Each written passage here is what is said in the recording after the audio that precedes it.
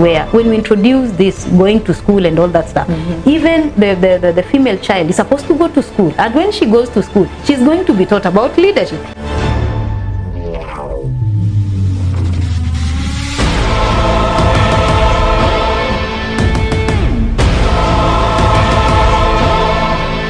The people I know who can know them better are those other youth. So what I do, if I handle those youth toughly, they know what to do to my children. Yeah.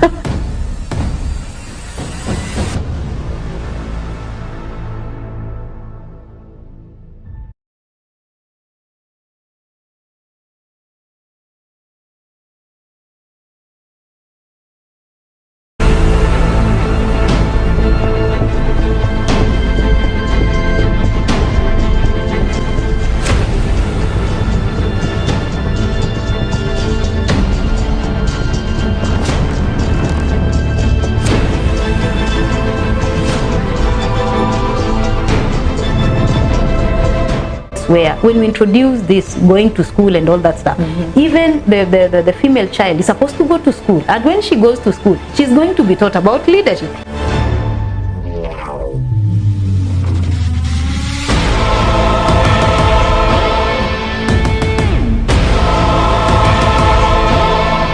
The people I know who can know them better are those other youth. So what I do, if I handle those youth toughly, they know what to do to my children. Yeah.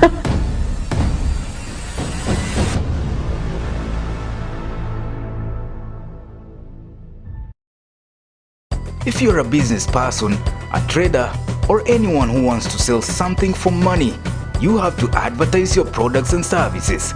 Maisha TV is your best and affordable platform to market your business. We have over 50,000 Facebook likes, 1 million viewers watching us. We have daily news, highly visited website, and so if you advertise with us, we simply put your products or services to over 2 million people across all our platforms. Seriously, if you want to make money, you must market your business. Let's do the marketing and you get your money. Call us now, 0746 999 841. That is 0746 999 841. Or write to info@maishatv.co.ke. Just choose it, watch it, and love it.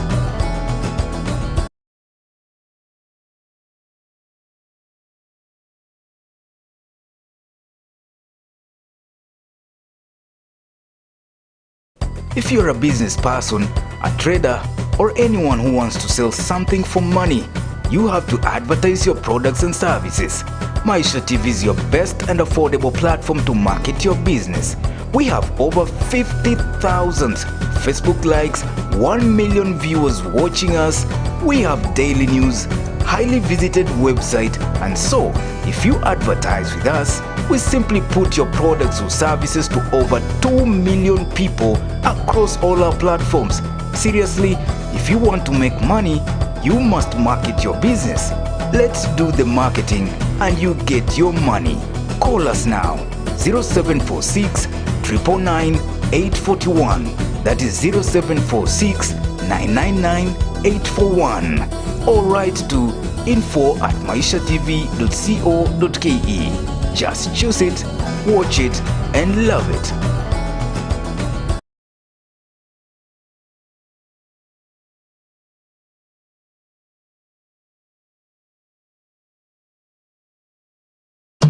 Nabongo Teachers Training College takes pride in being an academic giant in Western Kenya with some of the best infrastructure, imparting knowledge to the best brains in the country and the region. Yeah, my name is Dorothy Saya, and I'm the director of Nabongo Teachers Training College and schools. We have the primary school, the secondary school, and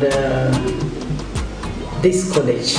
Our members of faculty are keen to deliver market-driven academic programs in diploma, certificate and short courses. The college management is now inviting applications from interested and suitable students for diploma in primary teacher education, DPTE, for 3 years.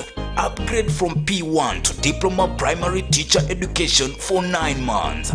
DTE, Diploma Teacher Education Secondary option. Similarly, we are now admitting secondary school students from Form 1 to Form 3 entries. Our secondary school boasts of an equipped science lab, elaborate computer lab, and transportation buses. Our fees is quite affordable. We admit all government and private sponsored students under Kenya Universities and Colleges Placement Service. Welcome to Nabongo Teachers Training College. Admissions are now going on.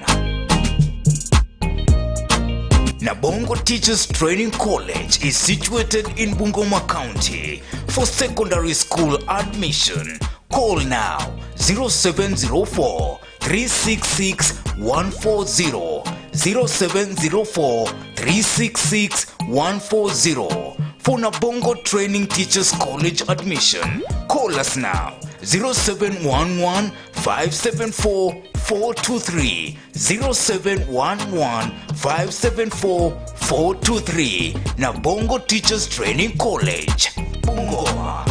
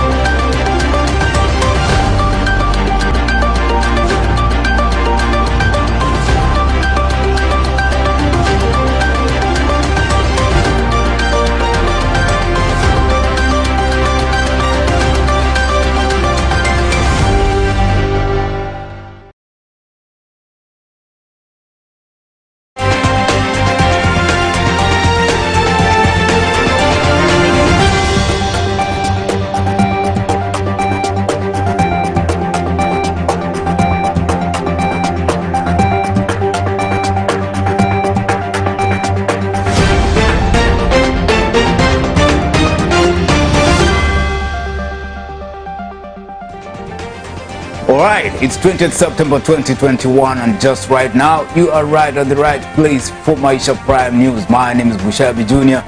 and thanks so much for joining me.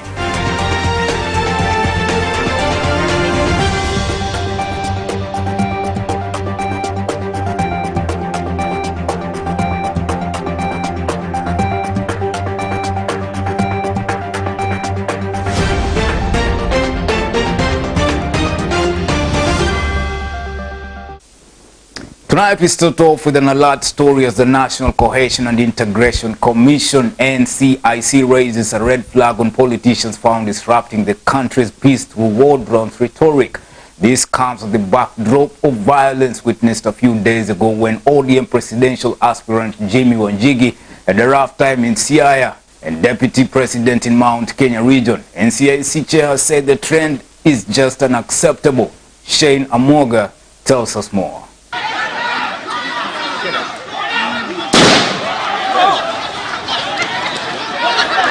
Kenyan politics has become a threat, even to politicians themselves. The recent incident being the presidential candidate Jimmy Wanjigi, whose convoy was pelted in Migori County last week during his visit to the Nyanza region that is believed to be Raila Odinga's bedrock.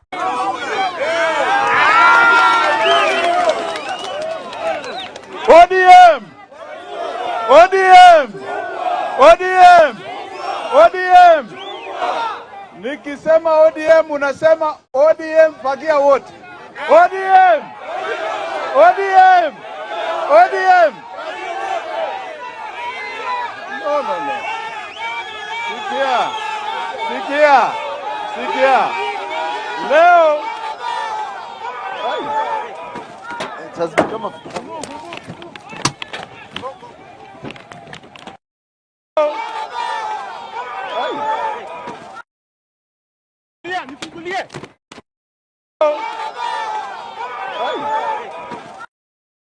The National Cohesion and Integration Commission (NCIC) has vowed to take decisive action against politicians fueling chaos in regions they consider their political bedrocks, ostensibly to lock out competitors. NCIC Chairperson Samuel Kobia said the recent trend is unacceptable and cannot continue unchallenged. She has enrolled our roadmap to elections Bila Norma. And as NCIC, we are planning, as I said, as part of this roadmap to elections Bila Norma, to start the series of national symposia as a way of starting a national dialogue. We must remember that it is this trend that will make things better or worse in the run up to the 2022 elections. If we make a trend for tolerance, that we can be sure that our country will be safe and peaceful, but we continue with abuses and intolerances, then we are headed in the wrong direction, Kobia said. I have mentioned that we'll be having a national symposium for political leaders or the leaders of the registered political parties. But also, we have other stakeholders, like the youth, like the women, like the borders. We are in contact with the border association because he pointed out that all politicians have a right to spread their ideas in all parts of the country without fear of intimidation or attack from opponents. Kobia further called on the political class to tame their supporters, saying they too will face the full force of the law if they engage in activities that depict political intolerance. He urged Kenyans to avoid being used to cause chaos and violence ahead of the 2022 presidential elections and choose a peaceful nation. Borders have become a critical force in this country when it comes to either promoting violence or stopping violence from happening. We know that borders have the kind of intelligence that perhaps nobody else has, because on a daily basis they are providing lines with people and the conversation leads to them knowing what exactly is happening in each part of this country. That is why we have identified them as a key player. The National Speaker Justin Muturi has condemned the incident where Jimmy Wanjigi was attacked in Migori, calling on political sobriety, saying the leaders fueling political tension should not be allowed to campaign. Kenya hatutaki siasa ya vita. Hapana, tuanze kutupia wewe. Hiyo ni siasa nduni na. And for Maisha Prime News, I'm Mogashine. And as we head to the 2022 general elections amidst COVID-19 pandemic threat, many Kenyans are worried over the number of campaign rallies that are likely to spike COVID-19 infections. But the big question is, who is to blame? The government, politicians, or Kenyans? Here's a picture painted by Kering Chebet on the topic of super spreaders. As the COVID-19 continues to ravage different sectors in the country, the outcome of the next day, the next month, or next year remains a nightmare, as many Kenyans are not certain of what to expect or what restrictions to expect from the Ministry of Health during their monthly briefings. In the last briefing, the Health CS Mutahi Kagwe imposed several restrictions, among them banning of all political gatherings, banning of social gatherings, limitation of number of people in worship places, 10 a.m. to 5 p.m. curfew, among other restrictions. We once again emphasize that all public gatherings and in-person meetings of whatever nature are suspended countrywide. In this regard, all governments, including intergovernmental meetings and conferences, should henceforth be converted to either virtual or postponed. And there are several meetings that even the government itself had planned in the coming 30 days. all forms of physical congregational worship in a country, churches, mosques and temples, be permitted as per the guidance of the Interfaith Council and the interfaith protocols that have been developed, but which in the recent past seem to have been abused.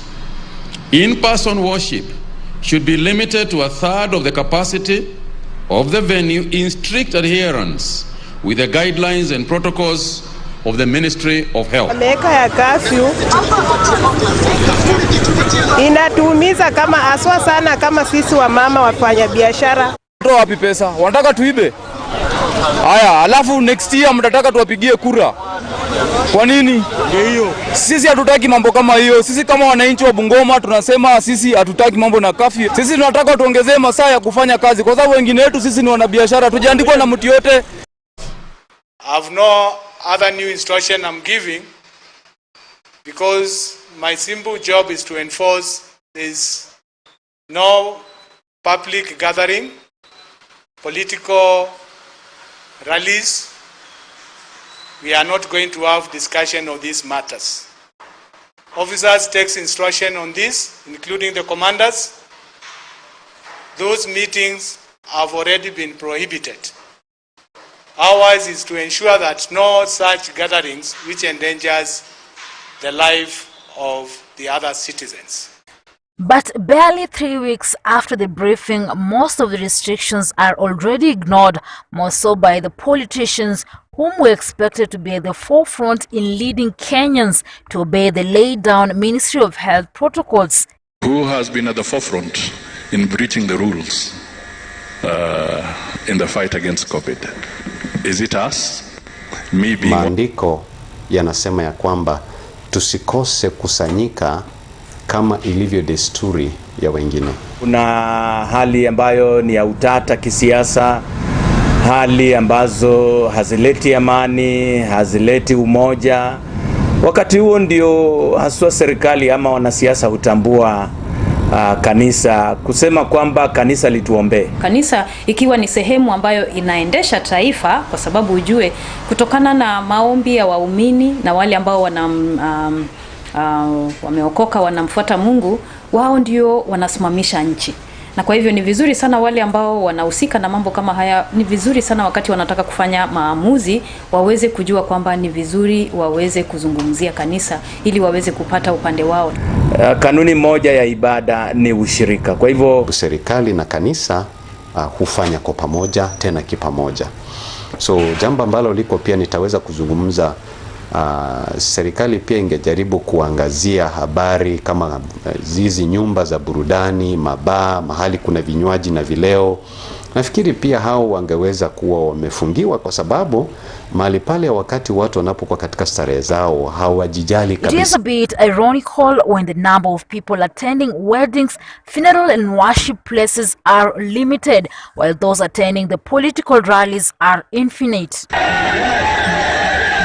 The number of people attracted by some of the top politicians should raise concerns, and the Ministry of Health should put the same effort they put while dealing with Kenyans who fail to adhere to the rest of the laid COVID-19 protocols.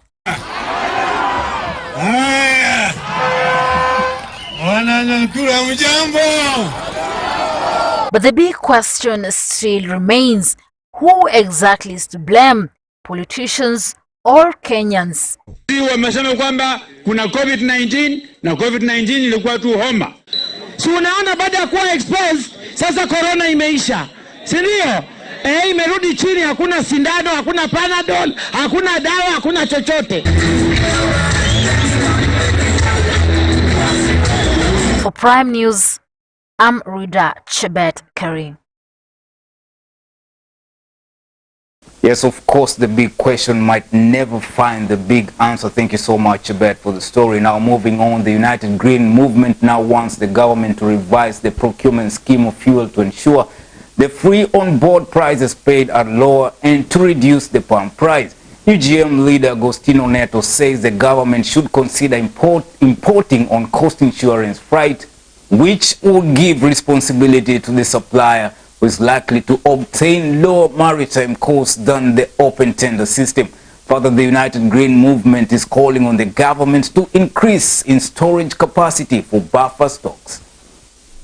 You know, learning from international experience, it points out to the importance of establishing healthy and transparent competition in the petroleum sector. An effective and well-regulated competitive market imposes pressure on the various participants to improve efficiency in the petroleum sector. The first stage for this competition is the procurement of the fuel to be imported. The second possible source of competition is in the transport of the fuels from the port to the storage. The third stage for competition is in the refining of crude petroleum. The United Green Movement Party proposes that Kenya maintains a minimum of 3 months consumption as buffer or security stock to protect against possible supply interruptions and price instability. The stocks could be built up when the free on board and the cost insurance freight prices are low and only be used in exceptional circumstances. The stocks and the storage facilities would be funded by a small surcharge on the retail price. So as a political party, we're telling them that it is possible, exploring ways, and that is the reason why the cost of fuel in Uganda is cheaper, because Uganda has an open and free tendering system for the fuel procurement. Now, members of the Parliamentary Committee on Constituencies Development have called for allocation of more funds to the National Government Constituency Development Fund, NGCDF. The MPs say the current 137 million shillings allocated to each constituency isn't enough to cater for security, education and youth projects under the CDF kitty. Njia tungeweza kusaidia wananchi ni kutumia ile njia tunatumia CDF. Maana CDF mradi ukianzishwa pesa ya contractor iko hapa. Lakini ukiangalia miradi zingine za serikali unasikia contractor amepewa kazi ya shilingi bilioni 1 lakini hata hakuna pesa ya kumlima certificate ya kwanza. Hawana maofisa wa kutosha. Kwa hivyo kuna sehemu nyingi tu ambazo nataka niwaambie kama ambaye niko kwa kamati ya bunge ambao miradi imekaa nyuma ijapokuwa pesa zipo kwa sababu ya ukosefu ya maofisa wa serikali, kwa sababu mijengo hii inaangaliwa na maofisa wa serikali kuu, sio wa county government. Sasa endapo kwamba hawapo, basi pia huwa inakuwa ni changamoto kutekeleza hiyo miradi. And the National Parents Association has denied claims that parents are opposing the new education curriculum, competence-based curriculum, popularly known as CBC. Speaking while at the Kenya Institute of Curriculum Development during engagement with education stakeholders on the CBC, the NPA chair Nicholas Mayo said that those who were complaining about the CBC were not genuine parents. Mayo added that they will be moving to court to defend the new curriculum. Last week, LSK President Nelson Harvey filed an application in court seeking the suspension of CBC. That seek to bury our children's career dreams and hinder national progress. We thus hope that first, however, whoever brought this suit bears the interest of our children at heart, is a parent with a child in harness, and is generally honest and sincere to the cause. Now on to our special features segment. Our own reporter Anthony Osundwa brings us the COVID-19 pandemic impact on traders. He talked with Humphrey Mulati, who is a truck driver, and here is the story.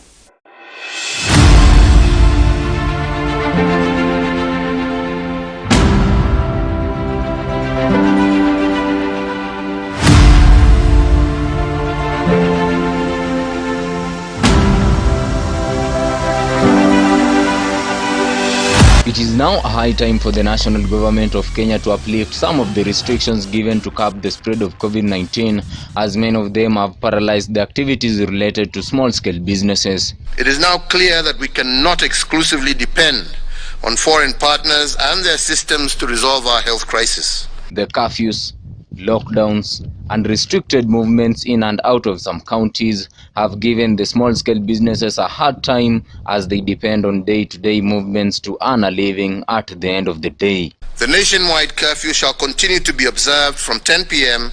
to 4 a.m. for a further containment period. We met Humphrey Mulati, a truck driver doing cargo transportation.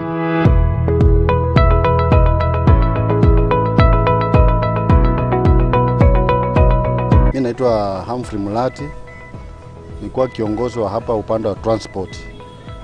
Biashara transportation nimekaa hapa for almost 20 years. Nikifanya biashara transport. Jambo la kwanza, my profession was driving. Sasa nilipoingia hapa na nikaona biashara mzuri ni kuendesha pickup for transportation. Ndio ilikuwa hapo kwanza nyuma mwanzoni biashara ya pickup ilikuwa mzuri sana. So nilianzia hapo almost nianza around 2001. Nilikuwa hapa. Humphrey says before the pandemic, life was good as they could move freely with customers all over, but today before the day ends, it is a matter of struggle. Before COVID, maisha hapa ilikuwa mzuri sana. Pickup tulikuwa tunafanya kazi. Kwa sababu biashara ilikuwa ina run 24 hours. Ungeitwa hata usiku, labda mabasi imetoka Nairobi na vitu, napikiwa simu, customers wamekuja hapa. Lakini tangu COVID ingie, biashara hapa imekuwa ngumu kwa sababu magari hata kutoka Nairobi sinakaziwa, sinafika hapa kama sisi tushaenda nyumbani. Sasa generally maisha imekuwa ngumu sana, especially kwa upande wa transport. Simeadhiri sana. Kwa sababu simeadhiri sana. Kwa sababu saa hizi kwa hii gari ndio imesaidia kwa upande mwingine, kwa sababu kuna vitu kama magonjwa kama homa imepungua. Mambo kuhusu mask imerudi vizuri, lakini kwa upande wa biashara imetuaffect sisi sana.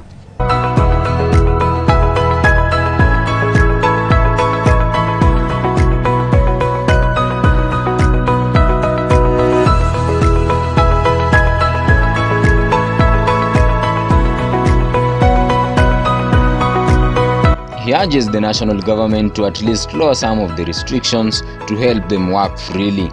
Mimi kwa maoni yangu, mimi tunaomba tu serikali isaidie.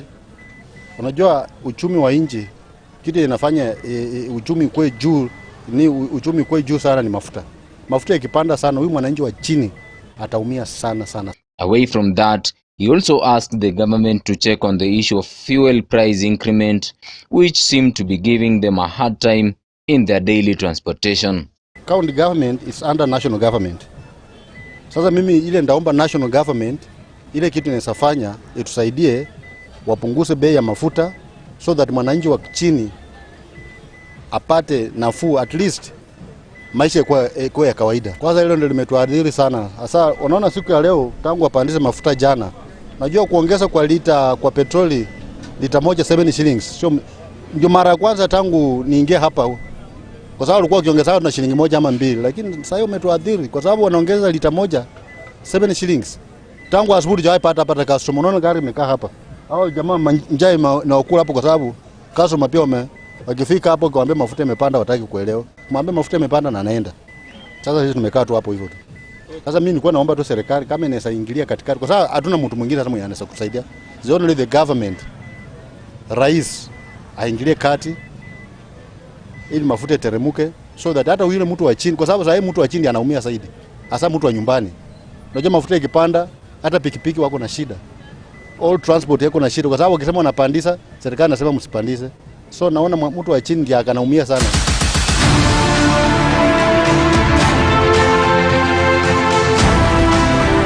As fields complain over the low economy, the transportation sector has been hit at large. Lack of customers, fuel price increment have been affecting the transportation sector. For Maisha Prime News, Maisha Television, I'm Anthony Osundwa.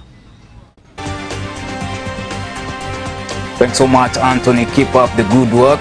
And folks, we've come to the end of Maisha Prime News. My name is Bushabe Jr. And after this, Philip Simiyu will be coming with a Swahili program known as Hivi Sasa. He's going to be talking to Mark Simiyu about quite a number of issues, so don't miss out.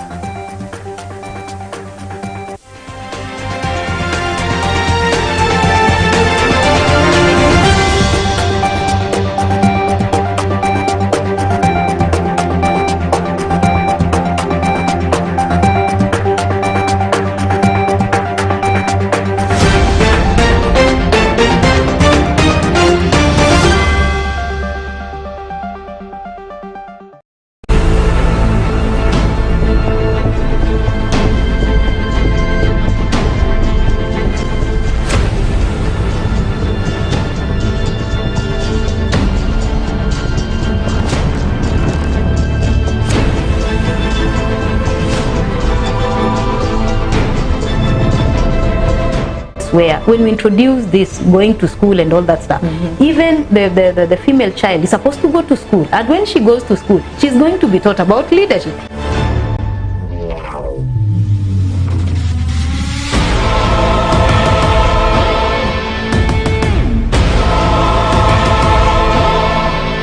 The people I know who can know them better are those other youth.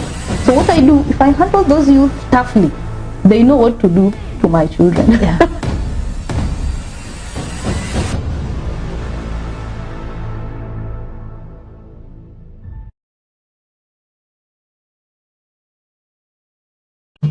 Nabongo Teachers Training College takes pride in being an academic giant in Western Kenya with some of the best infrastructure, imparting knowledge to the best brains in the country and the region. Yeah, my name is Dorothy Saya, and I'm the director of Nabongo Teachers Training College and schools. We have the primary school, the secondary school, and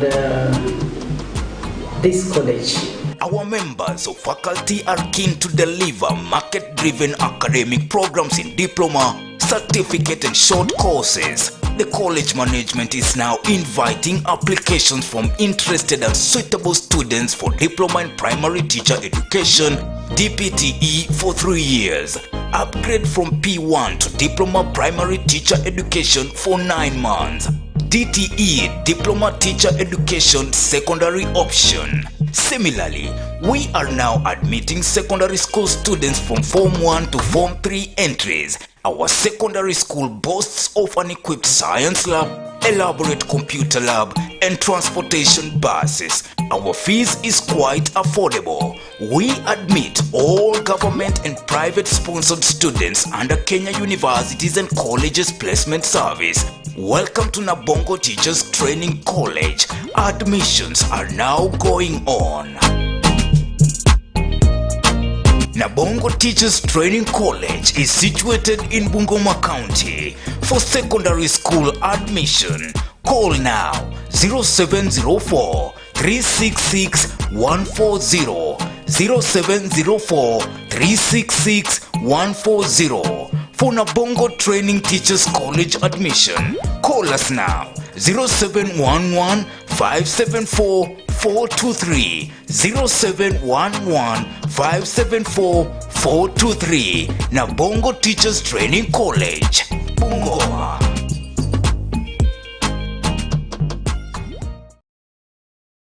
If you're a business person, a trader, or anyone who wants to sell something for money, you have to advertise your products and services. Maisha TV is your best and affordable platform to market your business. We have over 50,000 Facebook likes, 1 million viewers watching us. We have daily news, highly visited website, and so if you advertise with us, we simply put your products or services to over 2 million people across all our platforms. Seriously, if you want to make money, you must market your business. Let's do the marketing and you get your money. Call us now 0746 999 841. That is 0746 999 841.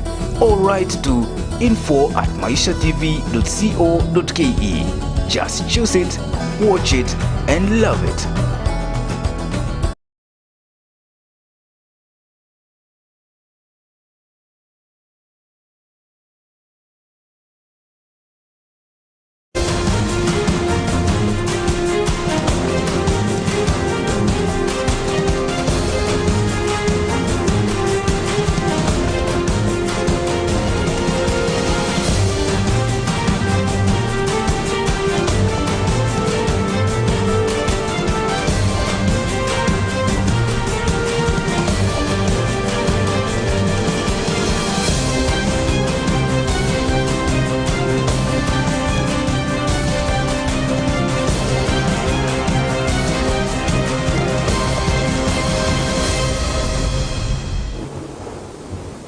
Hujambo mpenzi mtazamaji, na karibu ndani ya kipindi chetu cha hivi sasa ambapo tunakupa jawabu la matatizo yanayokuathiri ndani ya jamii mahali ulipo. Unaweza fuatilia mjadala kwenye mtandao yetu ya kijamii Facebook na YouTube Maisha Television Kenya, Twitter na Instagram @Maisha TV KE. Pia unaweza piga simu ama kutuma ujumbe kwenye 0746999841. Majina yangu ni Philip Simiyu nikiwa na Kuyo CEO Bwana Max Miu. Labda kama unaweza jitambulisha mtazamaji akaweza kuelewa kiundani sana Max Miu ni nani? Asante sana brother Philip. Kwa majina mimi naitwa Mark Makolos Miu. Mimi nasimamia na mimi ndo mwanzilishi wa initiative inaitwa ni Kuyo and Rescue Team. Labda Kuyo ni nini? Kuyo inamaanisha Kapchai United Youth Organization. Kama unaweza tupea taarifa kiufupi kuhusiana na huu muungano wa Kuyo, kuna mtazamaji ambaye labda haelewi inahusika na mambo gani, na labda kwa kiufupi tu. Okay. Sawa. Hii mradi ambao tulianzisha, it's a project. Na tuko na maoni tofauti especially in our country. But mostly we are dominated in Kapchai constituency. Sisi tulikuja na hii mradi wa kusaidia jamii kwa sekta mbalimbali, tukiwemo masomo. Tunasaidia vijana walio na talanta tofauti na mengineyo ambapo tunaweza kufanya. Labda saa hizi umeenda umbali gani? Saa hii tumesonga kidogo, ambapo tukianzia tumefanya mambo kadhaa kama kupanda miti ya kujitolea voluntary based. Kujitolea tumepanda kwa mashule tofauti. Tumekuwa tukisaidia wanafunzi wanaotoka kwa familia zenye hazijiwezi. Saa hii tukifanya hii mradi inasaidia wanafunzi 14 student wenye wako high school. Na pia tumekuwa tukisaidia wenye wanapata mashida tofauti zenye siwezi nikahesabu. Nyingi kabisa. Labda nini ambacho kiliwapelekea nyinyi kuanzisha huu muungano? Nakumbuka vizuri ilikuwa mwaka wa 2019. Nilikuwa Kericho. Kule kwa majani. Nilikuwa kwa majani kule. So kuna marafiki tofauti kutoka Kabianga University. Niliona wakifanya maendeleo tofauti kwa mahali penye wanatoka wanaishi. So I decided also to come up with an initiative in my constituency which can have a positive impact in the society. And that's why I decided to come up with an initiative called Kuyo.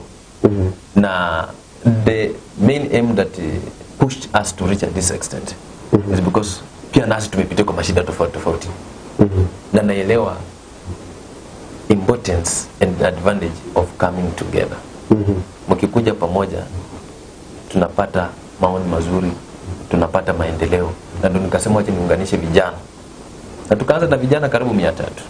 Labda nikuulizia lengo lenu lilikuwa vipi? Lengo letu ni to restore hope and dignity. Labda na hili jambo la CBC, swala la CBC unalielewa vipi wewe? CBC naielewa vile iko. Kwanza mimi mwenyewe ni mwalimu. I'm a teacher by profession. Yes, and I understand how this initiative or curriculum inaendelea. Most unaona inatendeka kwa watoto grade 1, grade 2, kwa watoto wadogo. Na vile ninapoelewa hii CBC commitment based curriculum, it is something yenye wakileta kwa education system. Mimi naona ya kwamba inaenda kuleta manufaa mengi kwa wanafunzi. Labda umesema ya kwamba inaenda kuleta manufaa mengi kwa wanafunzi. Kwa upande wako unaona ya kwamba ni manufaa gani ambayo CBC italeta ambayo hayuko wakati ule wa mfumo wa 844? Okay, unaona CBC kwanza tukifuatilia kindani hakuna tofauti kati ya CBC na 844. Kuna tofauti kidogo sana.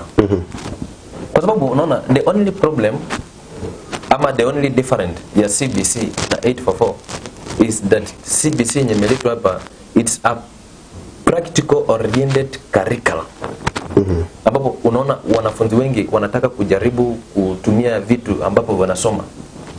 You prove what you have learned in class immediately on the spot. Unlike 844, tuko sisi tunafunzwa tu mimi am a project of 844. So 844 iko tofauti kidogo na hii, lakini ukiangalia 844 system yake vizuri, tuko tunasoma vitu kama art and craft, unaona, home science, music.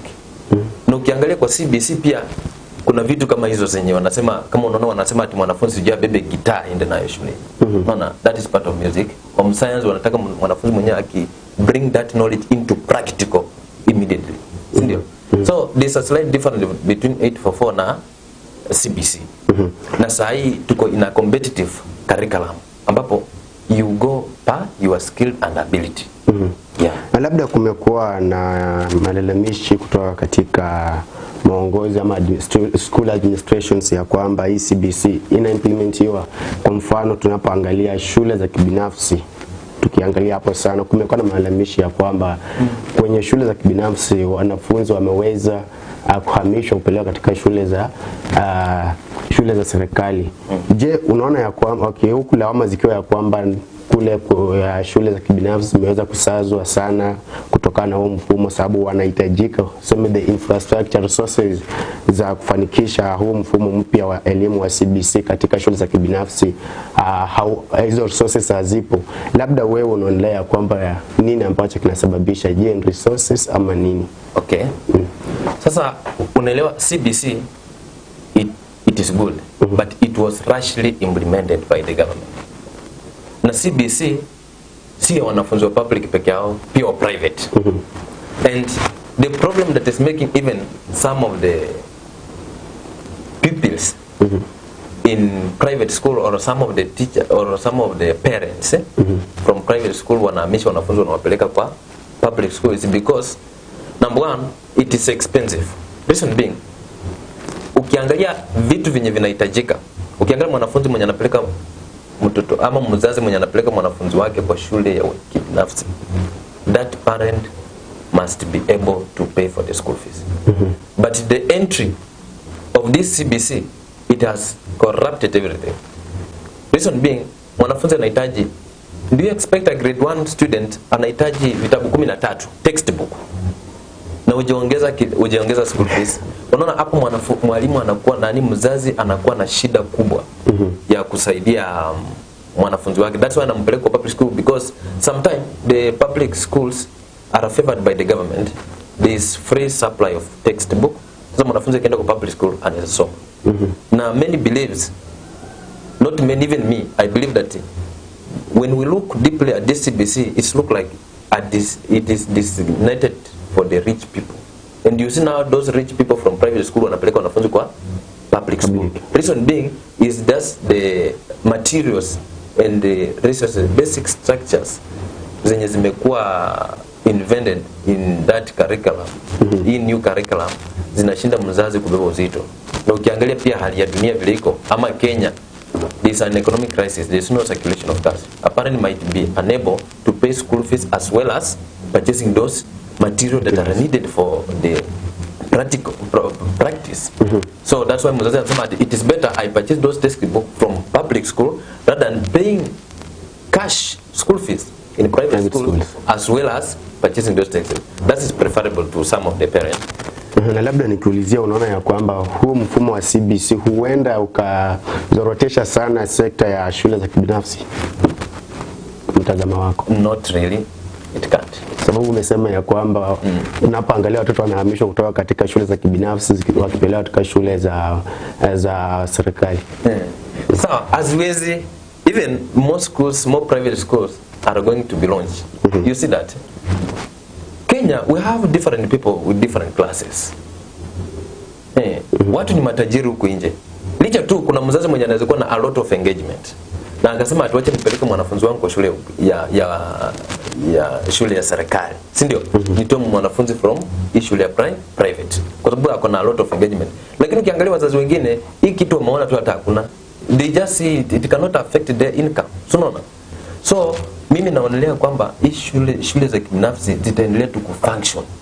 Licha tu the government also should favor the private school, however much that it is privately owned.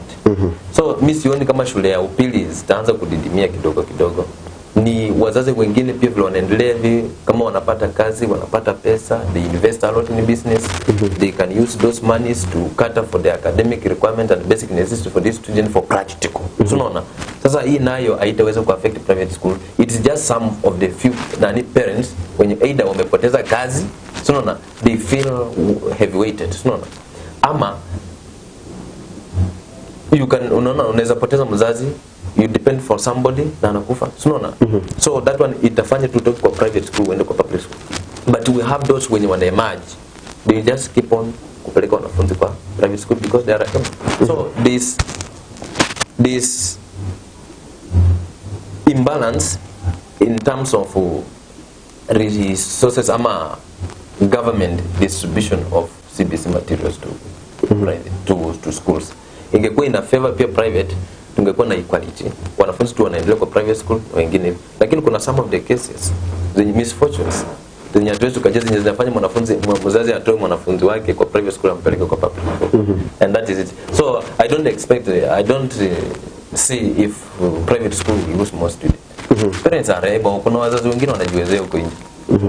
Labda nikiulizia kwa upande wako, tunaona ya kwamba wazazi ambao wako na watoto wao kwenye shule za kibinafsi na wale ambao wako na watoto wao kwenye shule za serikali wote ni Wakenya. Yes. Labda wewe kwa upande wako, ili kusaidia huyu mzazi ambaye ni Mkenya wa shule ya kibinafsi, unaweza ambia serikali mbinu gani ambayo wanaweza tumia ili kuhakikisha kwamba wale wanafunzi wa shule za kibinafsi pia wanaweza kunufaika kama Wakenya? Okay, what I can advise the government, you see, the person who is running that ministry is just, he looks like I don't know how I can describe Professor Magoha, but you know Vilago. Magoha is the one running the Ministry of Education, and you see, the minister is having the total control of the ministry. So if the minister is not listening advice from his people, then you see that anaenda kuaffect wazazi wengi. The ministry should equally distribute the materials to both private schools and public school. Na kitu nyingine naweza advise serikali ya Mheshimiwa Uhuru Kenyatta, unaona hii CBC, it look like expensive, and it is expensive. Because last time when I was listening to Professor Magoha when he was addressing the nation, he was saying that students should use projectors in school. A grade 1 using a projector. You see, projector is very expensive. Yeah. And you see, all private school, some of the private school are just children centers. You see, they depend money from foreigners. And you see that the foreigners, maybe they are also encountering some crisis. So they are unable even to provide those projectors and Wi-Fi in schools. So the government should equally distribute, because the government doesn't lack money. Hakuna serikali yenye inaweza kosa pesa. Because other things we are run dwarfly. Sasa haiwezekani kabisa. So the government should equally distribute the material, the basic structure, invent a basic structure system yenye inaweza tumika kwa hii curriculum so that it can go forward. Ndio wa favor mzazi wa private na public. And the reason being, si ati kila mzazi mwenye anapeleka mwanafunzi wake kwa private school ako na pesa. Ndio serikali itarajia ati mwanafunzi. Wengine wanapeleka tu mtoto akae hapo because of care. To have some public schools zenye kuna malezi mazuri, mtoto akae kwa sababu mzazi anaenda kazi anafanya mpaka jioni. Na kuna wale ambao ni matajiri na wapeleka watoto wao kwa public schools. So it depends with how you have decided to care for your children. But the government should equally distribute those basic structures and practical systems in primary schools, kwa sababu wote ni wa Kenya. They are subscribers of Kenya. They need to get support from education system. If the education system or if the education ministry of education closes all the schools, even private school will close. So lazima wa favor the both students na parents wenye wanasaidia wanafunzi. Na labda kama wewe CEO kuu ambaye mnaangazia sana masuala ya elimu, mna mpango gani ili kuhakikisha kwamba wale wanafunzi wa shule za kibinafsi pia wananufaika na huu mfumo mpya wa CBC? Unfortunately, sisi hatujasaidia wanafunzi wenye wanasoma kwa shule za kibinafsi. But education is just education. Unaona? Kama wanafunzi wamesomea kwa private school na ana uwezo, sisi tunamsaidia, si ndio? Na sisi tunaonelea kwamba the government, I like the government recently vile wamekuwa distribute bursaries. Wakubagua, walikuwa wanasaidia hata wanafunzi wenye wamesoma like Mareli. When I went to the CDF, I found around 14 students from Mareli wamepata bursary. Unaona? And this one is a private school in Western region, inajulikana sana. So sisi kama watu wa Kuyo, the stakeholders of Kuyo, which is a rescue team that rescues some students who come from vulnerability states, and they are ready to go for further education. ECBC, it's not working in a secondary school, but because we have brought tumeleta wanafunzi wa grade 1 pia tumewaleta kwa system yetu, tunataka kuwasaidia. Sisi we shall work in conjunction with the Ministry of Education to ensure that they are being provided with those materials for free. Ama they give us a prior information. The ministry should issue a warning to teachers, the school administration, to give information mapema. Unajua hauwezi kaamua kama leo I've been moving from Nalondo up to here. Nimekutana na wanafunzi karibu mashule zote, different schools are outside. So unaona kama mzazi, mwalimu akupatia mzazi ama akupatia mwanafunzi report that on Monday you are supposed to carry this and this. Dina akifika shuleni unafukuza mwanafunzi. Kama sisi watu wenye tunataka to implement that education atmosphere in our society, we feel pain. We need students to be in school, but because haujapatia prior information to parents so that they can prepare over the weekend, student ndo kuja Monday wanakata kwa class, wewe unangoja tu Monday then you chase student away from the school. Sasa unaona kama unatuma mtoto hivi, hata hiyo CBC nye tunaongelea sasa that it's a new curriculum, it will not see the light because wanafunzi is not concentrating on that practice. So what I can advise as the Kuyo CEO, Kuyo and rescue team, majority of it don't know it, but it is working. In Zambia serikali to provide equality, equal distribution of resources to both primary private schools. Hata kama ni private shule ni ya mtu, wapeleke tu kwa hizo projects zenye wanasemea wifi and etc. Ndio watoto wote wasome. Pia nasi kama tunasaidia mtoto ndo tunaona mega class, tunafeel vizuri. Hapana kusaidia mwanafunzi anafika shuleni na unamfukuza tena atakuje uende na gitaa shuleni, sijui uende na nini. Those things the government should look at it keenly. Ndio ulikuwa ushajibu hili swali, nikiuliza tu mbona mzazi hawezi chukua tu mtoto wake ampeleke kwenye shule ya serikali ambapo kuna resources za kutosha kule ambazo anasaidia mtoto wake, ampeleke kule kwa shule za kibinafsi, baadaye anza kutoa lawama ya kwamba kule bei ni ghali au tunanyanyaswa. Mbona kwa upande wao kama the CEO unaona ya kwamba nini ambacho kinapelekea sana mzazi kupeleka kule mwanafunzi akae kule, baadaye anamtoa mpeleka katika shule za serikali? Interest. There's something called interest and personality. Unaona? Unaona majority of parents nimekuwa nikiona wanatoa wanafunzi private school wakiwapeleka parents. Na kuna some of the tena majority of parents wanatoa public school wanapeleka private school. So this exchange, au wanaenda huku au wanakuja huku. Unaona? So mimi kwa the reason ama kuona ati kwa nini wazazi wasipeleke watoto wao public school, unajua not all public schools have enough resources. We have some of the schools like at Nalondo DEP hapa, it's a public school but they have no resources. Last time we were there doing Arambe to purchase some of the books, that one is a public school. So mwanafunzi anaenda, mzazi anaweza toa mwanafunzi wake apeleke kwa public school, na akifika kule there's a big problem even from than penye ametoka huko. So what I can say, the parent sio lazima amishe mtoto apeleke kwa private, kwa public school. Reason being, unajua wazazi wengi they have that notion, that thinking mentality that in public school there is no seriousness among teachers, and you see sluggish movement in the schools. A teacher reports at 9:30 na alikuwa na lesson saa 12 ama saa 1. So mzazi anaonelea kwamba the performance of a student in private school compared to public school is not is not nani favorite, ndio. In private school ukienda saa 12 utapata mwalimu anafunza, but ukienda in public school you just see roaming of students around the compound, wana settle saa 2. So mzazi ana prefer apeleke mtoto wake kwa private school where there is total administrative rules, unaona, rather than ampeleke kwa public school whereby a teacher is on payroll, he doesn't care, anaona tu mwanafunzi anafanya hivi. So parents, okay, kwa hilo tu jambo la sluggishness ya walimu katika shule za serikali, je, wewe unaonelea kwamba ni ile hawajapewa masharti ama hawajui mwelekeo wa shule za serikali kufanya kazi, ama ni ambacho kinasababisha hiyo sluggishness kwa shule za serikali? Sluggishness of teachers in school, it's rising because the reluctance and the poor supervision from the Ministry of Education.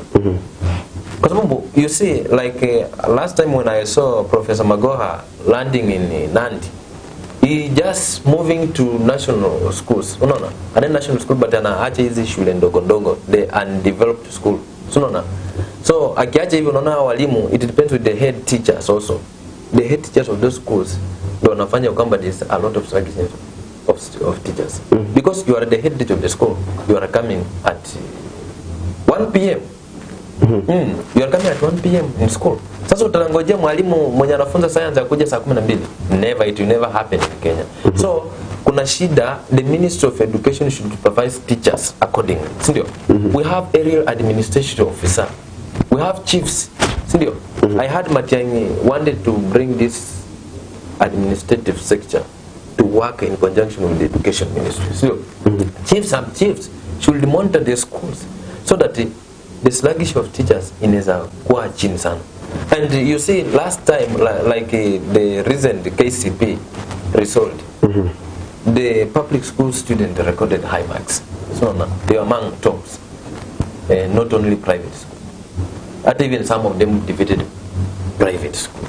So kama kutakuwa na close supervision na to end this sluggish of teachers in school, the ministry should implement something, not only rushing to implement some of ideas that are beneficial to the student but not now. So mimi naonelea kwamba serikali lazima our stakeholders ama the administrative from Ministry of Education wenye wako junior hawa should supervise the school daily and give warnings to principals, teachers, head teachers, that every teacher should be in school by not late, sindio?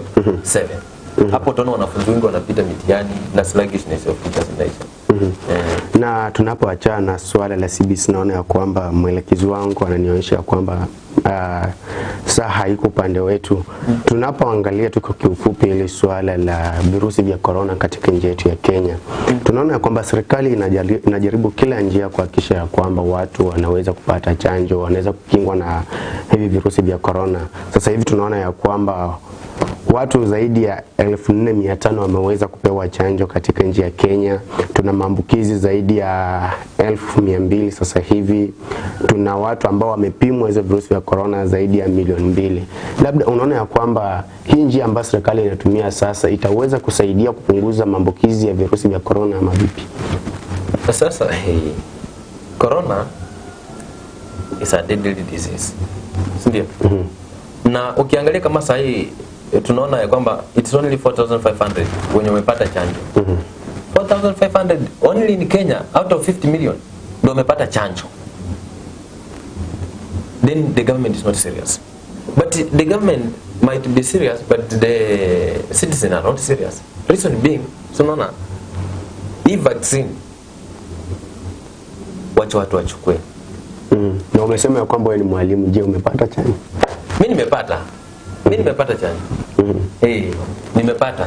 Na kumekuwa na notion ya kwamba zile chanjo ambazo watu wanapewa labda zina madhara. Labda kama wewe mwenye umepata chanjo unaweza sema vipi? Sioni madhara yote. That notion should be killed in the country. Nimeona hata juzi some of the youths saying that tukipata hii chanjo hii jab we shall have a high rate of infertility in our side.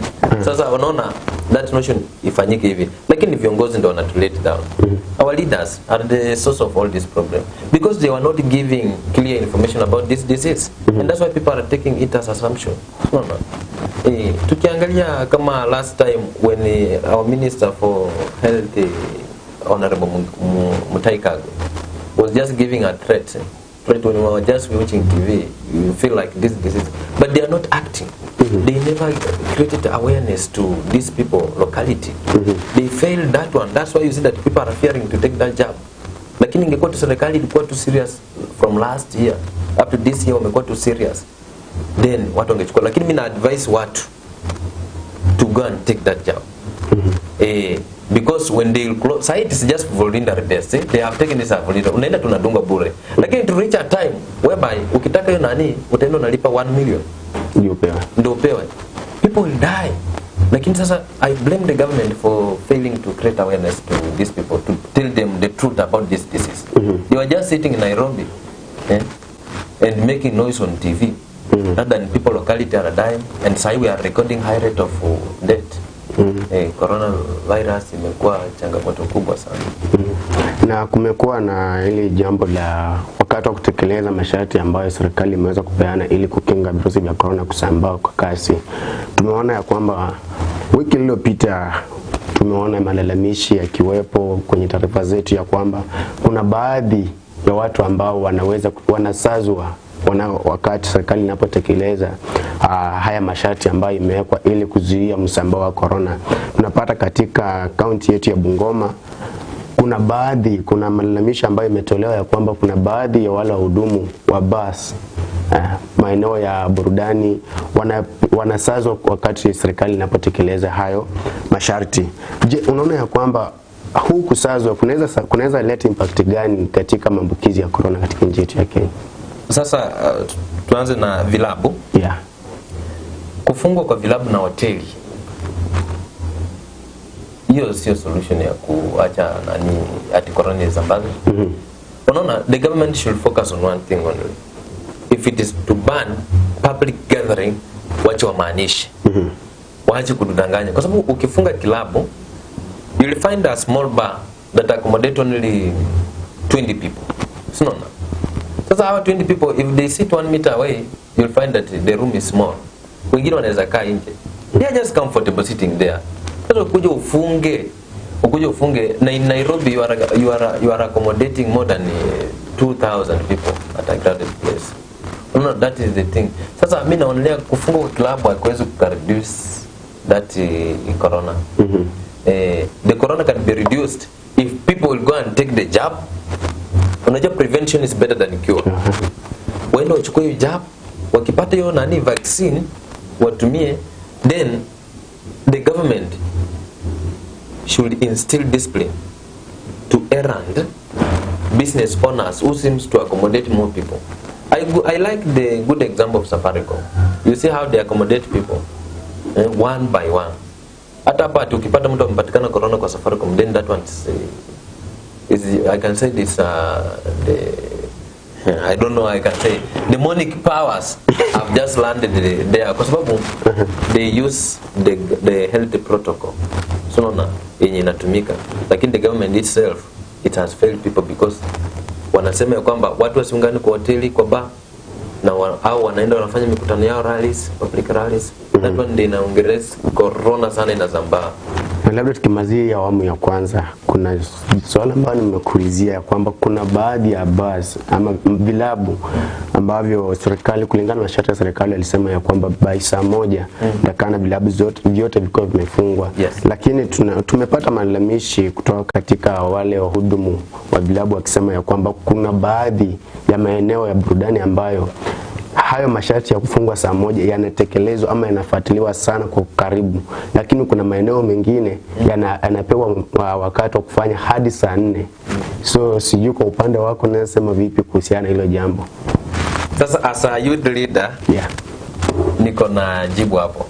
Unaona curfew, there's something called the curfew.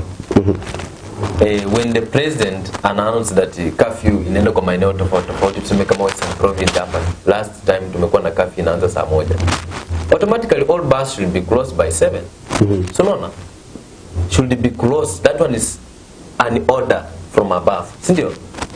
Na wakisema kama Nairobi the curfew to be extended until 4 PM, wanani waanze saa 4, the bus inaweza, it can work until 9 PM.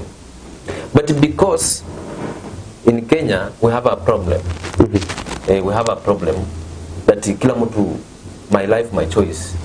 Kuna mtu anasema hata nikitembea usiku corona itanishika, I can stay in a bar until the prescribed time elapses. Lakini ukiangalia sasa, kama mimi, kama nikisema hiyo saa moja, kitu hiyo saa moja, watu wameneglect kwa sababu the local administrative councils hawajamuka ama wajamuka na wakaeka mizingi dhabiti ya kuonyesha kwamba kama imefika saa moja wafunge iba, watu waende kwao. Wakienda nyumbani, they reduce that high rate of crimes. Sindio? Mapema. The police officers, OCS around the bus, hao ndo wanafanya kwamba unaona bus zingine zinafanya mpaka saa 5 na zingine zinafanya mpaka saa 3. Because ukiangalia the owner of this business maybe is a friend to the OCS. Na huyu naye is an enemy to the OCS. So this one, business zake zitafunguliwa, watafunga mapema, because if you ukikataa watakushika wendo ulipe 20,000. Na ukiona at the end of the day you are only earning 5,000. So mtu anafanya comparison, anasema wacha nifunge tu saa moja, lakini kuna mwingine anafanya even kuna muziki inapiga mpaka saa 4 usiku kama saa 5. Kwa sababu OCS is a friend to that business owner. So the blame lies to the administrative council, chiefs, sub-chiefs, and the police council. They are totally corrupt and have failed to enforce that yeah. Mpenzi mtazamaji, tunaenda katika mapumziko mafupi, tutakuwa tunarejea muda si mrefu, usiende mbali.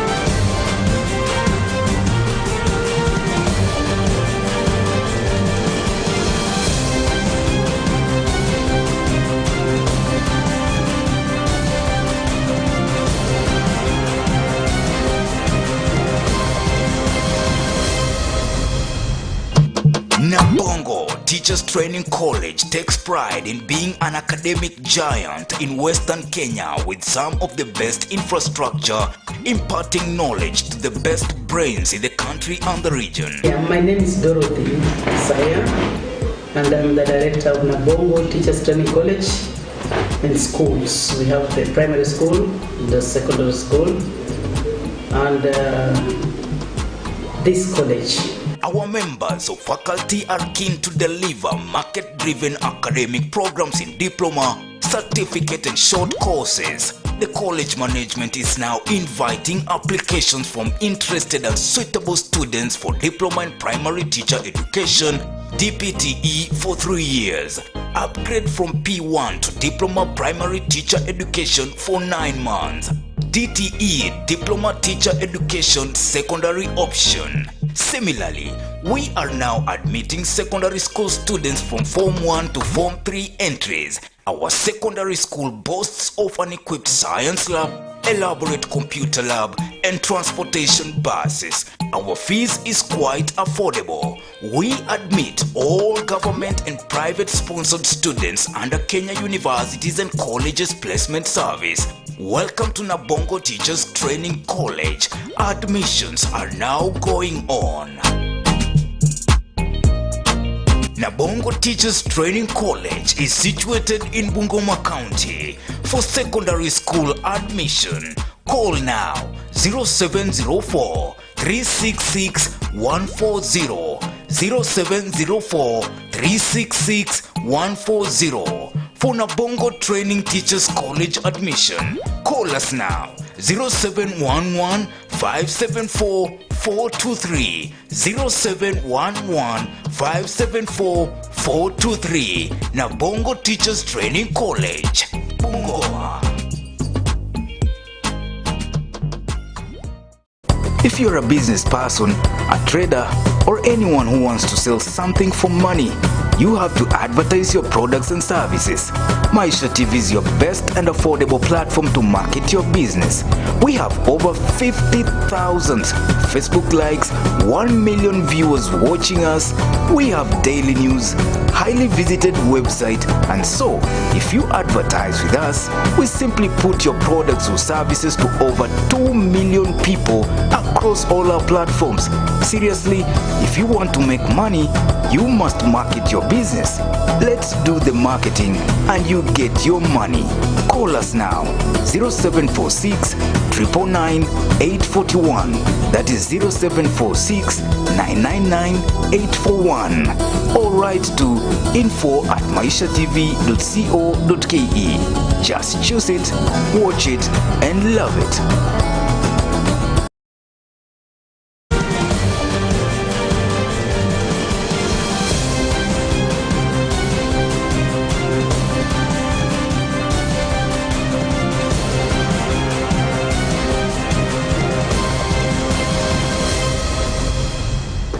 Mpenzi mtazamaji, karibu tena kwenye awamu yetu ya pili ya kipindi chetu cha hivi sasa, ambapo nakupa jawabu la maswali ambayo umekuwa ukijiuliza katika maisha yako ya kila siku.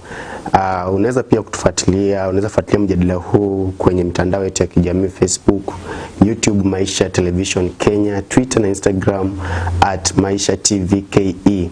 Pia unaweza piga simu ama kutuma ujumbe kwenye 0746999841. Ndani ya kipindi chetu ninaye mgeni wetu ambaye ni CEO Kuyo Max Miu. Tunapoendelea na mjadala wetu bwana Max Miu, tunaenda katika ile swala la siasa kanisani katika maeneo ya kuabudu. Si maeneo tu, acha tuseme kanisani, sababu hapo ndipo kumekuwa na kizungumkuti. Tunaona ya kwamba kuna yale masharti ambayo askofu mkuu wa dini ya SK aliweza kusema ya kwamba hakuna mwanasiasa yote ambaye atapewa nafasi kwenye madhabahu ili kutoa siasa zake. Akaenda tu pale akafanya ibada, kama ni kutoa sadaka zake atoe na aende, asitoe hotuba yote, ambapo ni swala ambalo limeweza kuleta sintofahamu sana katika nchi yetu ya Kenya sasa hivi, hasa kwenye ulingo wa siasa. Labda unaweza semaje kuhusiana na huo mwelekeo wa Ole Sapit? Okay. Unajua politician are also human being. Politician pia ni binadamu. Si mtu tu ati. Unajua there's something yenye imeleta shida hapa Kenya. Kuna politician na kuna mwananchi. Unaona? Ama kuna politician na binadamu. Mwanasiasa pia ni binadamu.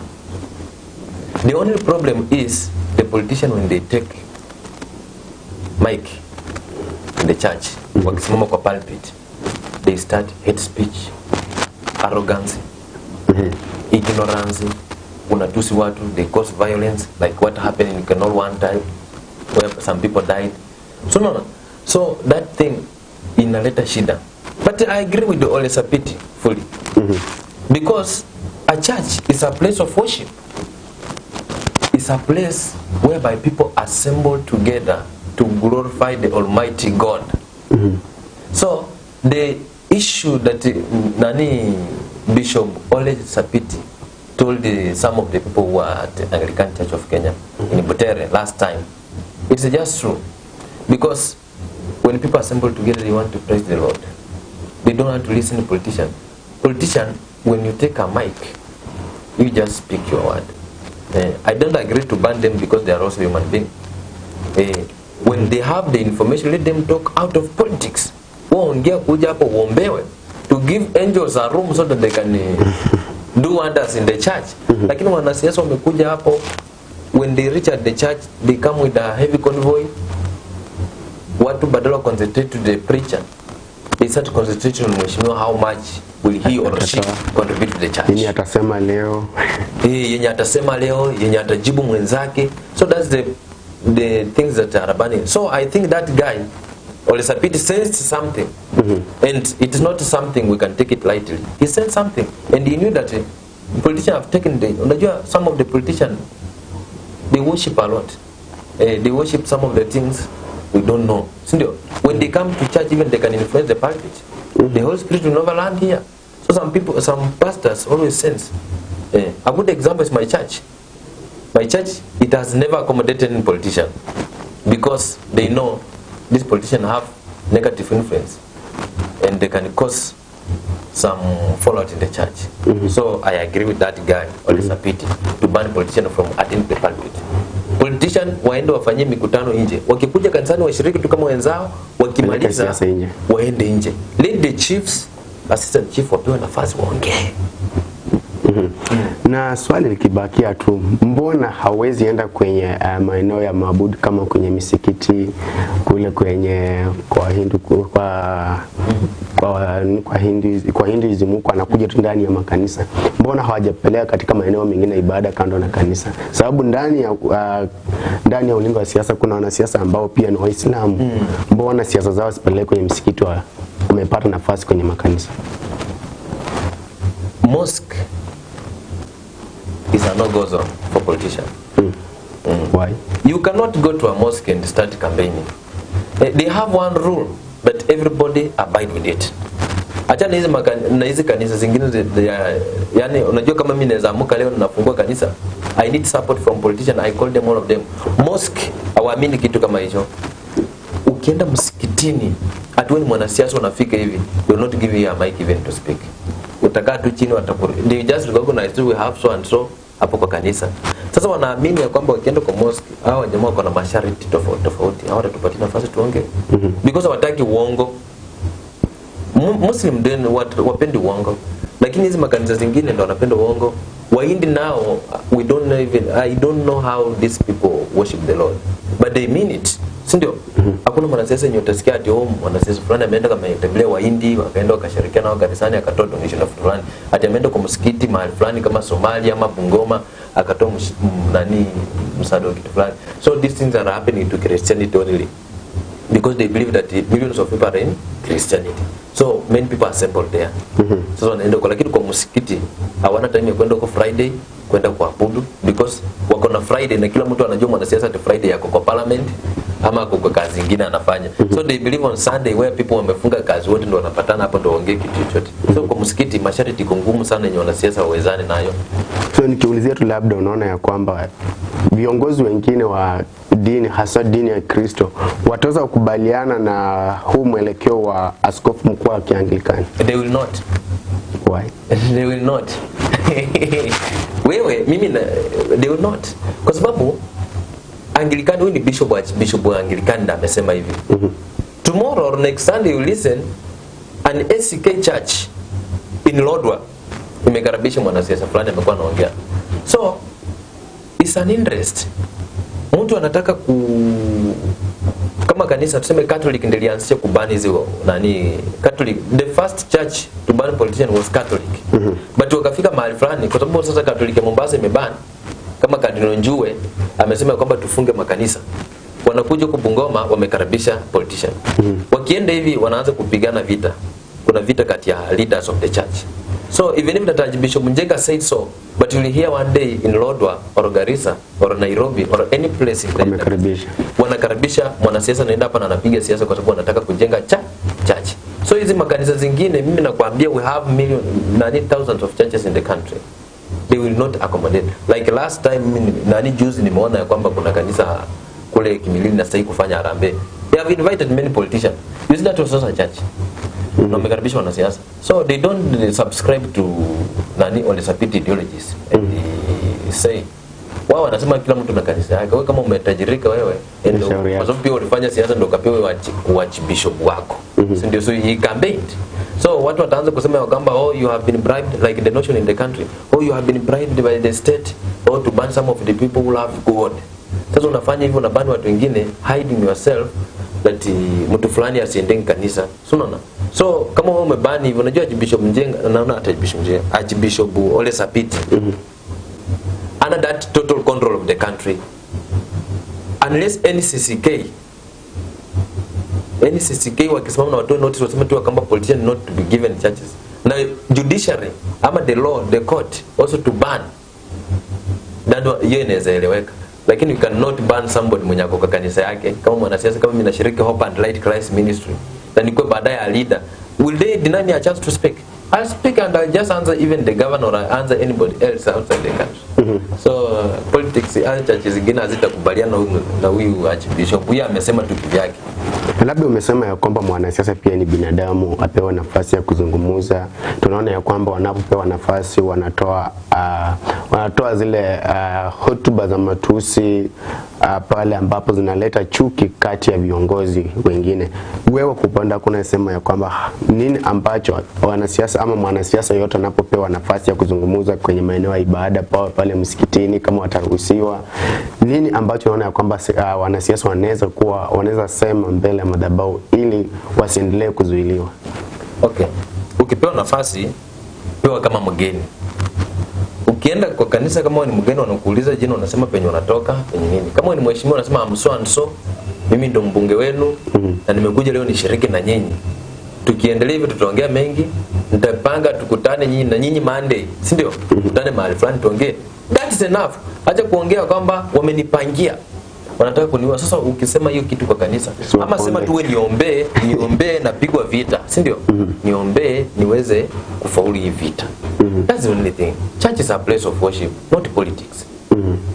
Hate speech, lies, propagandas are lying in the pulpit of God. That one should be banned with immediate effect. Politician apewe tu nafasi kama mtu mgeni. Ukienda kwa kanisa lingine wakupatia nafasi, unaongea tu jina lako na umekuja nini hapa. Kama umekuja kushiriki na watu, that is enough. Toa sadaka yako, enda nje. Kama mpanga mkutano mwingine kwa town, enda kukutana huko na watu after church, but not in the church. Na tunapoachana na mambo na siasa makanisani, tunapata kuna jambo ambalo limekuwa linasumbua sana, haswa dunia nzima, si Kenya peke yake, dunia nzima. Tunapata ya kwamba kuna haya mauaji.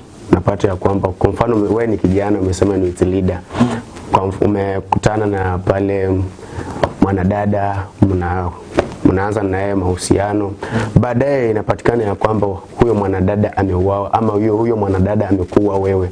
Labda nini ambacho kinasababisha hasa mauaji haya yakiendelea? So there is rampant death in the country whereby kila mtu anachukulia tu mwenzake kama hafai. Kama last month August, watu vijana wengi wamekufa. There's a guy from Tongareni aliuliwa. Our youth from here, the late Nani Dwachar was just mercilessly killed. We don't know the cause, but tunaona relationship also has become the source of death. Kwa sababu we meet with you, we discuss much. My enemy uses my girlfriend, sindio, to take away my life. Because I know when my girlfriend called me that Mark, kujo nitembelee, mimi nitaenda nimtembelee, I don't fear, sindio. Ukitoka kule he said you na unauliwa tu ovyo ovyo. So hii kitu yenye naua hii relationship, it's just the matter of love has become a source of evil in the society, and it depends with the person you are loving. We are loving criminals, we are loving people who are involved in several evil doings, sindio. They are not ready to live. Unajua kuna mtu ana haja na maisha, it's just there to ride on others. So unaona kama vijana sisi tunauliwa ovyo ovyo kwa sababu ati mpenzi wako ndo anakuwa, unaona mtu anadungwa kisu. That it's not happening only in youth, even hawa watu wenye wamekuwa kubwa, unaona tu bibi anaua bwanake. It's because people have involved a lot in immoral behaviors that challenge their thinking capacity. They take somebody like a cow na anaua tu. Unaona? So some of the churches also influence hiyo kitu, watu wamekuwa na tabia mbaya sana. Mtu anakuua tu. So we are losing the track in the world. Hatuna that awareness yenye mtu anaweza kuja kusema chukua kila mtu akwe kama brother yako. People are watching videos, they want to bring that video into reality. Kama una watch video fulani kule Taliban or whichever in any country, unaona watu vile wanapigana, wanauliwa, pia unasema let me put this practice in my house. Unaona watu wanauliwa ovyo. So love has become a source of evil, so we must be very careful with the person we are loving. Na tukimalizia tu, labda unasema nini ambacho kinaweza tumika ama kama Kenya ama kama serikali ama kama wa binadamu, njia gani ambayo inaweza tumia kuhakikisha kwamba vifo vya ghafla vinazuiliwa? Hapo serikali haitaingia, ni makanisa. Serikali pia serikali unajua haiwezi kukulinda mpaka kwa nyumba. Ni kanisa wakuje waelimishe watu na volunteers, watu wakae pamoja waelimishe. Ukiwa mwenzako hii ndio utapata ida nini kwanza kuelimisha watu. Tukianza kusema serikali ianze ku prevent the death rate, the security, even people will die depression. Kwa sababu sasa kama umekaa hapa na askari amekusimamia tu kuanzia asubuhi mpaka jioni, you see you have no time to even move out. Kwa sababu ati amekulinda, that security is bad, sio nzuri. So the government haiwezi ka secure a person 100%. The only thing we are lacking as Kenyans, wacha nitumie Kenya kwa sababu mimi ni Mkenya, it's awareness. People should come together na waongee kitu ya maana na waanze kuangalia vitu gani. Kama hii ndio kitu yenye na cause inaweza leta shida, kama ni drugs, let them ban it. Kama ni bangi inafanya watu wanaulia, wacha let them ban it. Ndio. Kama ni kazi ama cheo ndio inaua watu, they know how to bring it to every person to feel it well. Sasa I cannot know the cause of the death in the country, but ukipata na mtu Mkristo atakwambia it's end time whereby we record higher death, sindio? Na hatuna solution to that problem. The only problem is kama mimi I'm creating awareness of youths, nikiwaambia bana take your neighbors a brother, sindio? Na hata hii kitu na happen kwa familia, unaona mtu anaua watoto wake wote, so we don't know the cause. Ni vitu yenye tunatumia ndo mbaya. Vitu yenye tunatumia ndo mbaya. Nikiulizia kama nyinyi kuyo rescue team, nini ambacho mpango gani ambao mko nayo kuhakikisha ya kwamba mnamaliza hivi vifo vya ghafla? The problem is somehow tedious, and what we are trying is we are trying to bring youths of different genders together. Like last week we met youths, tukaanza kuongea nao, tukasema kwamba be your brother's keeper, sindio? Mwenzaka akikwambia that I'm being threatened somewhere, kama mimi nikwambie saa hii nikwambie oh my brother Philip, oh I'm being threatened somewhere, sindio? You need also to respond very fast. Don't take it as assumption. Kwa sababu umeona hii cases zimekuwa nyingi, mtu analia ati mtu fulani anthreaten, unaona kidogo ameshauliwa. Unajua mtu akitaka kuwa anaweza tumia mbinu yote. Zaidi akupige risasi ama akuwekee sumu kwa chakula. Number 2, kitu yenye tunajaribu watu wasifanye kukula ovyo ovyo.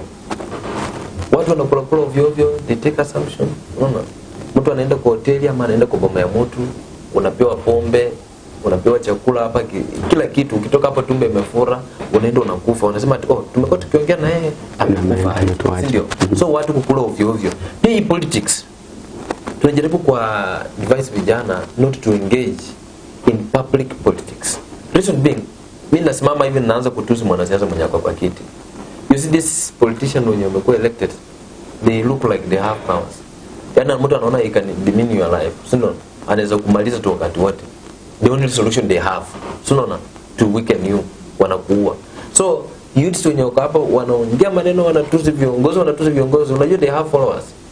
Followers unaweza kutime tu mahali fulani, you think that wanakupiga vita hivi, wanakupiga. Ama tena youth anatoka hapa anaenda kupiga watu mawe. Kijana unaenda kupiga watu mawe, vile unakamatwa na boda wanakuchoma. Pia wizi, theft, vijana wamekataa idleness, wamekataa kufanya kazi. Wanataka tuka kwa soko from morning to evening, lakini wanataka kuwa na pesa. Yani you are just waiting manna from heaven. But when will that manna come from? If youths have not invented, they are not inventors, they are not innovators. They cannot come up with an initiative that can generate income. Hata kupiga matofali, kupasua kuni imekuwa shida. So hii wizi pia ndio imeleta shida. Unaona kijana anaenda anaibia mtu fulani, bila anakamatwa ni kuchinjwa na kuchomwa. So unaona death rate ina increase kwa sababu ya vijana pia wameanza kuwa idle. They have failed to work, lazy. Wengine wamekataa kusoma. Wameenda university, wamefika university, they have engaged in other social crimes. Unaona kijana anauliwa university. Msichana ameenda huko, amekuwa engaged na watu wa county. Anasoma huko, wanabiashara huko, huyo mwanabiashara ako na bibi yake. Bibi yake anashika msichana anakata. Unaona? Hapo ndo unaona ya kwamba pia unfavorable love, si ndio? Imekuja inaanza ku affect the life of people.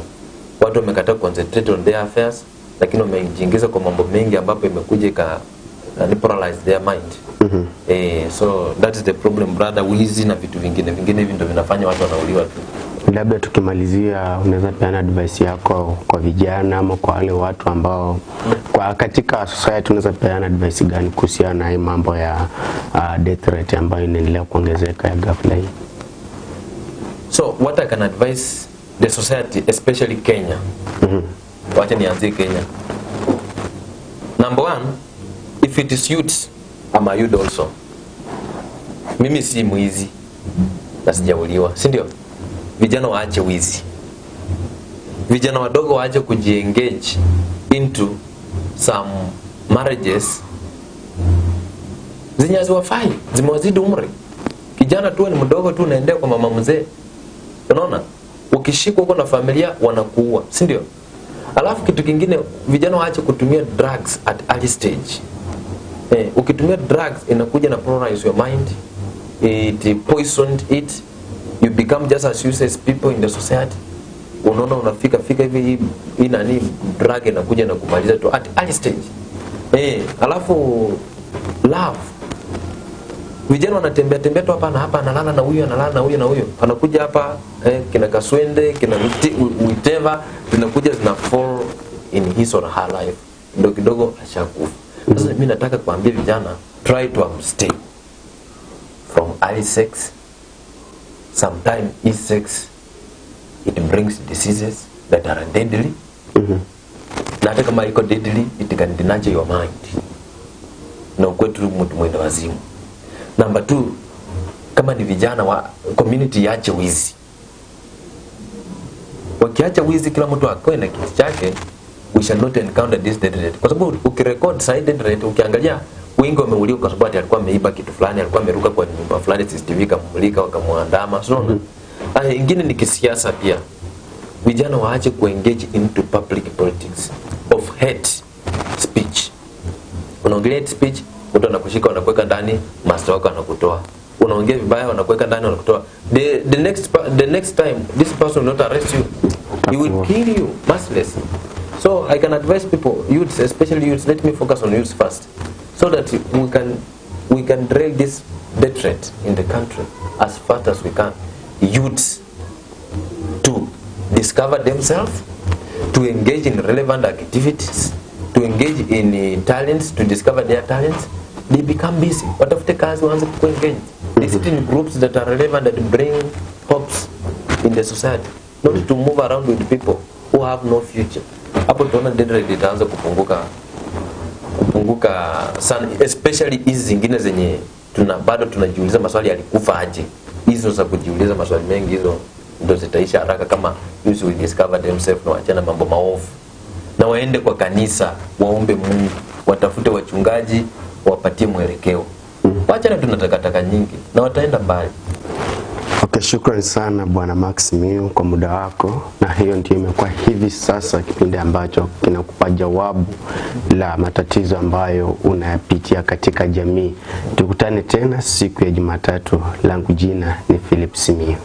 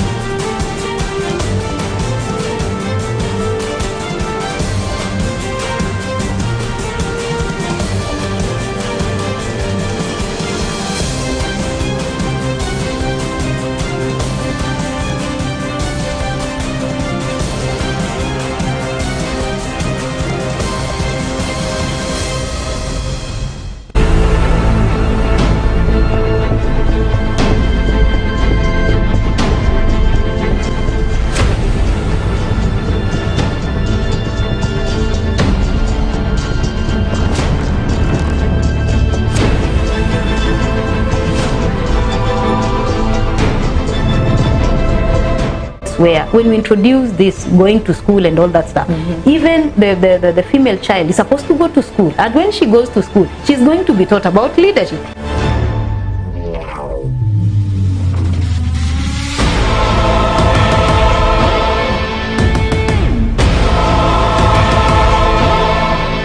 The people I know who can know them better are those other youth.